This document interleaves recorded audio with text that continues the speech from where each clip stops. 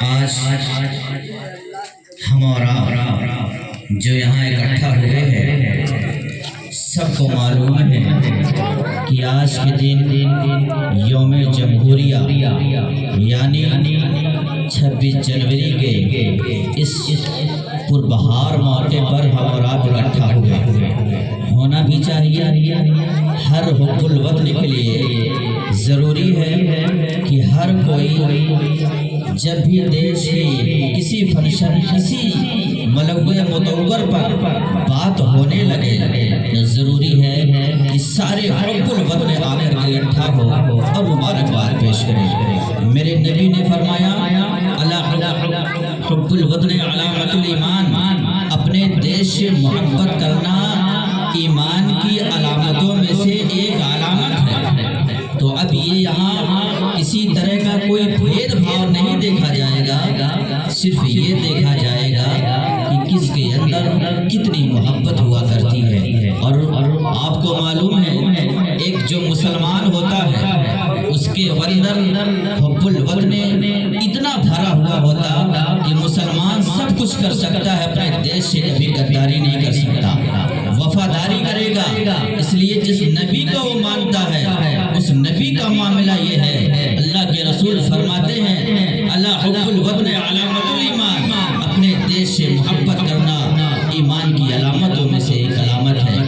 یہاں آنے والے تمام محب گرامی وقار کو میں مبارکباد پیش کرتا ہوں۔ بڑی خوشی ہوئی آپ بھی یہاں آئے، اساتذہ کرام بیٹھے ہیں، مہمان بیٹھے ہیں، طالبان علوم نبویہ ہے، سارے لوگوں نے مل کر کے بڑی بہار پر کیا۔ میں بچوں کو دعائیں دیتا ہوں اور یہ پیغام بھی بچوں کو دیتا ہوں۔ ابھی آپ نے سنا ثنا فاطمی نے بڑی اچھی اہم بات کی ہے کہ آج کے دن ہم اور آپ جو یہاں اکٹھا ہوئے ہیں، معلوم ہے سب کو 15 اگست کو ہمارا دیش آزاد ہوا، مگر آزاد بھارت میں کوئی قانون نہیں تھا، تو قانون بنانے کے لیے بابا بھیم رام امبیڈکر ان کے تمام ساتھیوں نے مل کر کے ایک یوم جمہوریہ یعنی اپنے دیش کے لیے قانون نافذ کیا۔ اب معاملہ یہ ہوا ہندوستان کا کہ جب دیش کے لیے قانون نافذ ہو گیا تو ہر حب الوطن کے لیے ضروری تھا کہ اسی قانون کے تحت اپنی زندگی بسر کرے۔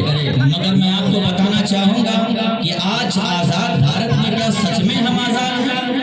اگر آزاد ہیں تو ہمیں آزادی سے جینے کا حق کیوں نہیں دیا جاتا؟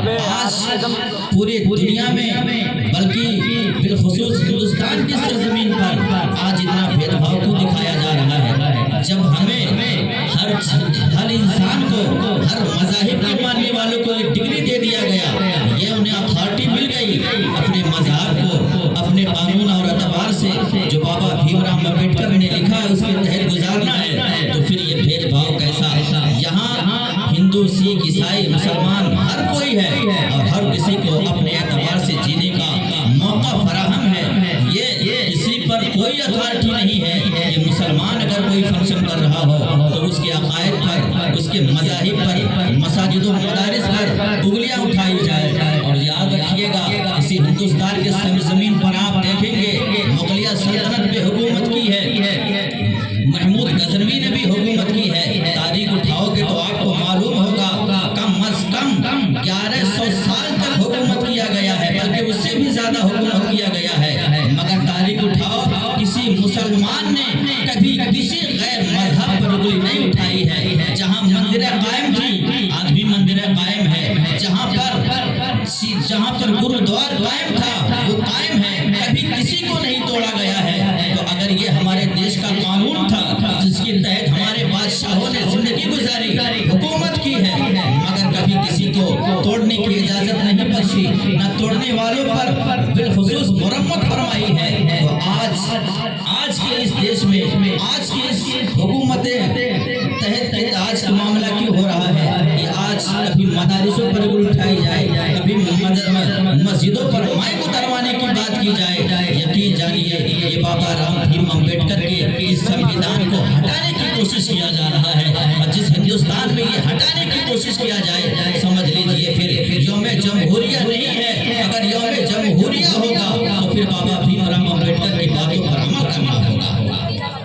آج بتائیں ہمیں کس طرح سے معاملہ پیش کیا جا رہا ہے، کیسی کیسی باتیں کی جا رہی ہیں۔ کیا آپ کو پتا ہے ہندوستان کی سرزمین پر جہاں کتنے لوگوں نے ہند کو آزاد کرنے کے لیے کس طریقے سے انہوں نے اپنے جان کو قربان کر دیا۔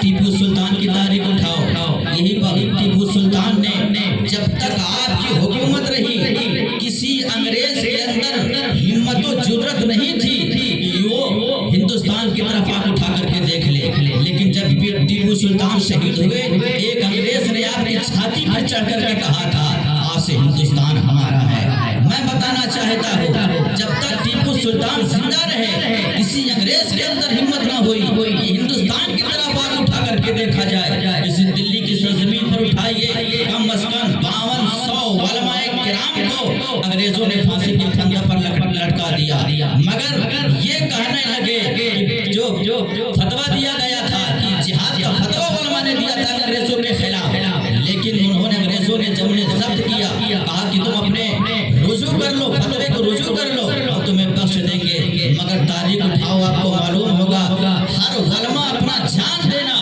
پسند کیا ہے مگر فتوے سے کسی نے رجوع نہیں کیا۔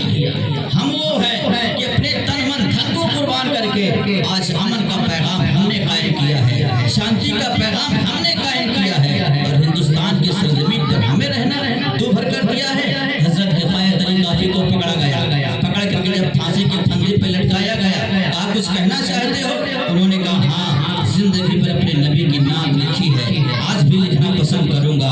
انہوں نے اپنے دیش والوں کو ایک پیغام دیا تھا اور کہنے لگے بلبلیں اڑ جائیں گی، سونا چمن رہ جائے گا، پر رسول اللہ کا دین حسن رہ جائے گا۔ ہم سفیروں باغ میں ہیں لیکن گل کے چہچہے، بلبلیں اڑ جائیں گی، سونا چمن رہ جائے گا۔